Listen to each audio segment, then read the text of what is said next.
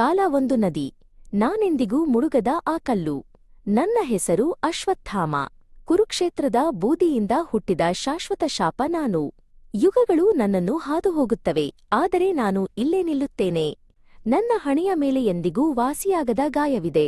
ಕೃಷ್ಣನ ಮಾತುಗಳು ಅದರಲ್ಲಿ ವಿಷದಂತೆ ಇಳಿಯುತ್ತವೆ. ನೀನು ಅಲೆಯುವೆ ಪ್ರೀತಿ, ಸ್ವೀಕಾರ ಮತ್ತು ಶಾಂತಿಯಿಲ್ಲದೆ. ಸಾವನ್ನು ಹುಡುಕುತ್ತಾ.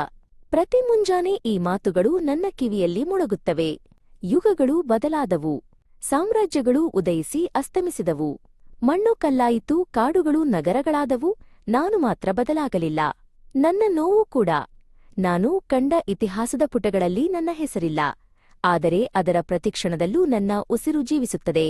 ರಾತ್ರಿಗಳಲ್ಲಿ ನನ್ನ ತಂದೆಯ ಅಳು ನನಗೆ ಕೇಳಿಸುತ್ತದೆ. ದ್ರೋಣಾಚಾರ್ಯ, ಯುದ್ಧದ ಪಿತೂರಿಯಲ್ಲಿ ಕೊಲ್ಲಲ್ಪಟ್ಟವನು. ನನ್ನ ಪ್ರತೀಕಾರದ ಬೆಂಕಿ. ಅದೇ ಈ ಶಾಪದ ಆರಂಭ. ಆ ಬೆಂಕಿ ಇನ್ನೂ ನನ್ನೊಳಗೆ ಉರಿಯುತ್ತಿದೆ, ಆದರೆ ಈಗ ಅದು ನನ್ನನ್ನೇ ದಹಿಸುತ್ತಿದೆ. ನಾನು ಮನುಷ್ಯರನ್ನು ನೋಡಿದೆ. ಅವರು ಹುಟ್ಟಿದರು, ಪ್ರೀತಿಸಿದರು, ಹೋರಾಡಿದರು, ಸತ್ತರು.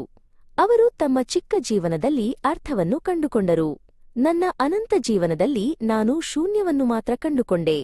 ಅವರ ನಗು ಮತ್ತು ಕಣ್ಣೀರು ನನಗೆ ಅಪರಿಚಿತವಾಗಿತ್ತು. ಒಂದು ದಿನ ಒಂದು ಚಿಕ್ಕ ಹುಡುಗಿ ನನಗೊಂದು ಹೂವು ಕೊಟ್ಟಳು. ಅವಳು ನನ್ನ ಕಣ್ಣುಗಳನ್ನು ನೋಡಿದಳು, ನನ್ನ ಗಾಯವನ್ನಲ್ಲ. ಅವಳು ಹೆದರಲಿಲ್ಲ. ಅವಳ ಕಣ್ಣುಗಳಲ್ಲಿ ತೀರ್ಪು ಇರಲಿಲ್ಲ, ಕೇವಲ ಕುತೂಹಲವಿತ್ತು. ಅವಳು ಕೇಳಿದಳು, ತಾತ, ಯಾಕೆ ಅಳುತ್ತಿದ್ದೀರಾ? ಶತಮಾನಗಳಲ್ಲಿ ಮೊದಲ ಬಾರಿಗೆ ನನ್ನ ನೋವಿಗೆ ಒಬ್ಬ ಸಾಕ್ಷಿ ಸಿಕ್ಕಿದ್ದ. ಮಾತುಗಳು ಹೊರಬರಲಿಲ್ಲ.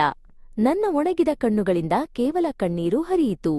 ಆ ಹೂವು ಬಾಡಿಹೋಯಿತು. ಆ ಹುಡುಗಿ ಬೆಳೆದಿರಬಹುದು, ಬದುಕಿರಬಹುದು, ಸತ್ತಿರಬಹುದು. ಆದರೆ ಅವಳ ಆ ಒಂದು ಕ್ಷಣದ ದಯೆ ನನ್ನ ಅನಂತ ಶೂನ್ಯದಲ್ಲಿ ಒಂದು ನಕ್ಷತ್ರದಂತೆ ಹೊಳೆಯಿತು.